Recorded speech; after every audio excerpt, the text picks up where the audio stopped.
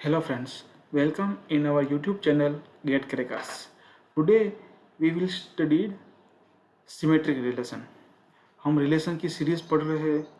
Relation में हमने दो रिलेशन देखे पहले, reflexive relation and irreflexive relation. Today we will study another three relation. Name is symmetric relation, anti-symmetric relation and asymmetric relation. ठीक है, तो फर्स्ट इज सिमेट्रिक रिलेशन.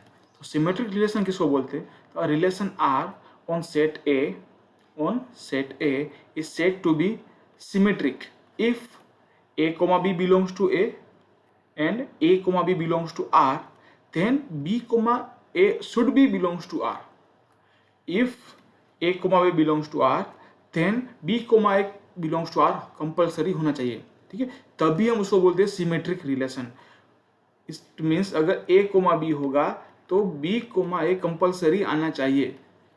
ठीक है, तभी हम बोल सकते हैं कि ये रिलेशन सिमेट्रिक है.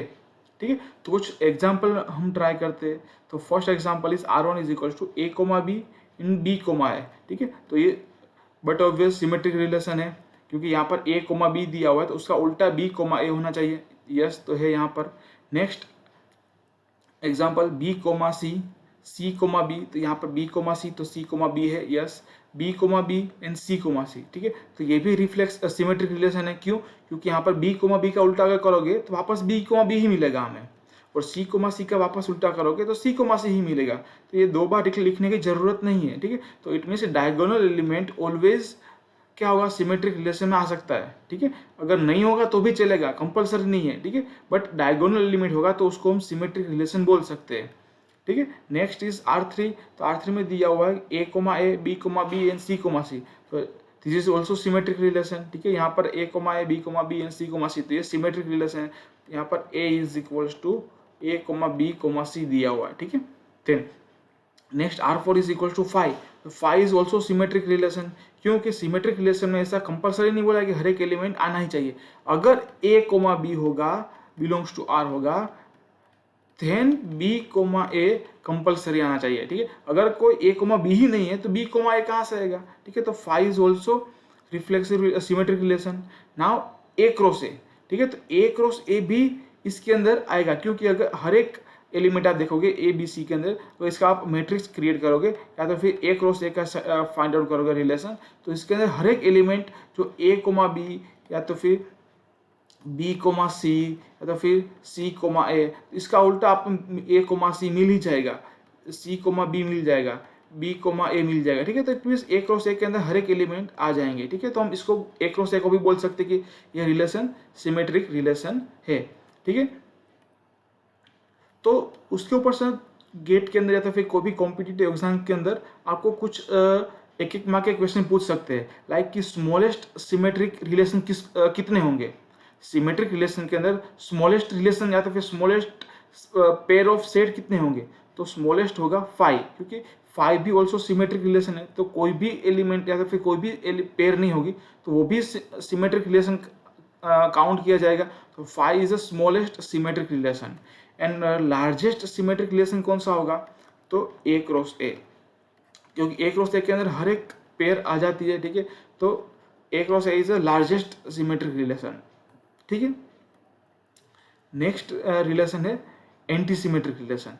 तो एंटी सिमेट्रिक रिलेशन किसको बोलते हैं, तो a relation R on set A is said to be anti-symmetric if a comma b belongs to a and b comma a comma b belongs to r, b comma a belongs to r, then a equals to b. ठीक है, and if a comma b belongs to r, then b comma a not belongs to r when a not equals to b. It means कि इसका मतलब क्या हुआ कि अगर a comma b होगा बिलोंग्स टू r, कोई सेट के अंदर होगा, वो रिलेशन के अंदर होगा, and b comma a relation के अंदर होगा, तो ये कब एंटी सिमेट्रिक माना जाएगा, कब, जब a इक्वल्स टू b होगा. तो लाइक डायगोनल एलिमेंट.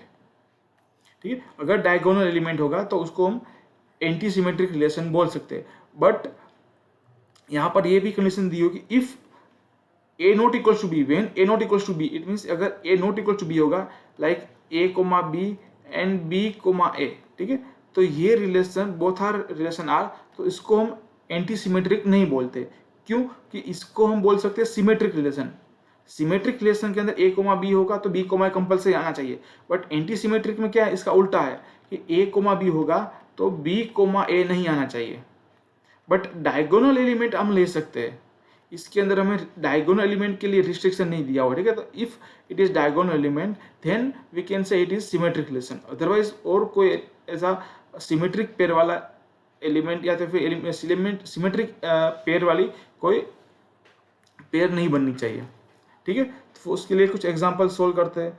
तो first example is R1 is equal to A comma B, ठीक है। तो बी कोमा ए नहीं होना चाहिए, ए बी कोमा सी तो सी कोमा बी नहीं होना चाहिए। नाउ ए कोमा सी तो सी कोमा ए नहीं है, ठीक है। तो इसको हम बोल सकते हैं anti symmetric. Okay, now R2 is equal to A comma B, yes, तो बी कोमा ए नहीं होना चाहिए। Now A comma A B comma B, तो ये भी क्या होगा हमारा एंटी सिमेट्रिक। क्यों? क्योंकि अब ये डायगोनल एलिमेंट है, तो डायगोनल एलिमेंट हम अलाउ कर सकते हैं, ठीक है। Now R3 is equal to A comma b comma a, ठीक, ए कोमा बी है तो बी कोमा ए नहीं आना चाहिए, बट यहाँ पर आ चुका है तो हम डायरेक्टली इसको बोल सकते हैं कि ये एंटी सिमेट्रिक रिलेशन नहीं है। आगे के दूसरे पेयर हमें देखने की जरूरत नहीं पड़ेगी, पहले ही हमने चेक कर लिया, ठीक है।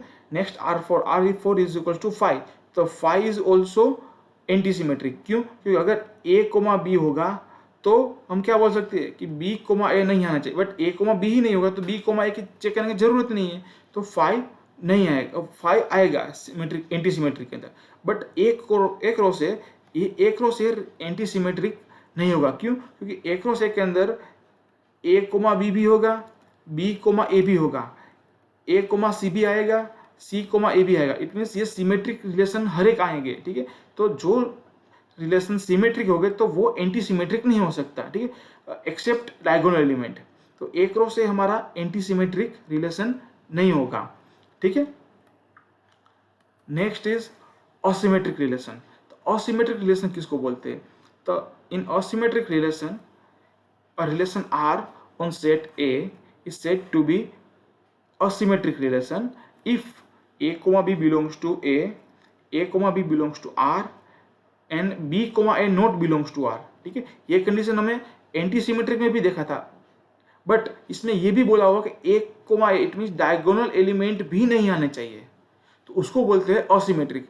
Like this A, B belongs to R, then B, A should not belongs to R, तो एक B, तो नहीं आना चाहिए एंड A, A भी नहीं आना चाहिए, ठीक है। इट मीन्स डायगोनल एलिमेंट भी नहीं आने चाहिए। यही डिफरेंस है फ्रेंड्स, ये याद रखना कि असिमेट्रिक के अंदर डायगोनल एलिमेंट अलाउ नहीं है, एंटी सिमेट्रिक के अंदर डायगोनल एलिमेंट अलाउ है, ठीक है। बस इतना सा माइनर डिफरेंस है दोनों के बीच में, तो ये कभी कभी कंफ्यूजन कर देता है, तो ये ध्यान रखना, ठीक है। नेक्स्ट तो उसके एग्जांपल देखते हैं। R1 equals to A comma b, then b comma ए नहीं आना चाहिए, बी कोमा सी तो सी कोमा बी नहीं होना चाहिए, एंड सी कोमा ए तो ए कोमा सी नहीं होना चाहिए, ठीक है। तो इसको बोलते हैं हम asymmetric relation. Next R2 is equal to A comma b, a comma a, तो ए कोमा यहाँ पर आ गया तो हम डायरेक्टली बोल सकते हैं कि ये सिमेट्रिक असिमेट्रिक रिलेशन नहीं है, बिकॉज यहाँ पर डायगोनल एलिमेंट के लिए हमारे पास जगह नहीं है, डायगोनल एलिमेंट नहीं आने चाहिए, ठीक है। R3 is equal to A comma B, B comma C and C comma B, तो बी कोमा सी है तो सी कोमा बी नहीं आना चाहिए, तो ये भी हमारा क्या होगा, असिमेट्रिक रिलेशन नहीं होगा, ठीक है। नेक्स्ट 5, तो 5 को हम बोल सकते हैं असिमेट्रिक रिलेशन, क्योंकि अगर ए कोमा बी ही नहीं होगा तो हम चेक ही नहीं करेंगे बी कोमा ए है कि नहीं, ठीक है। तो 5 is asymmetric relation. And A cross A, तो ए क्रॉस ए भी नहीं होगा asymmetric relation, because A cross A के अंदर हम डायगोनल एलिमेंट भी आते हैं and a comma b and b comma a जैसी पेयर भी आती है, ठीक है। तो ए क्रॉस ए भी नहीं होगा हमारा असिमेट्रिक रिलेशन, ठीक है। तो आज हमने 3 रिलेशन पढ़े, symmetric, asymmetric and anti symmetric, ठीक है। तो students, if you have any doubt then please comment in comment section, and if you like this video, please like and subscribe, and please share this video in your friends, ठीक है। Thank you.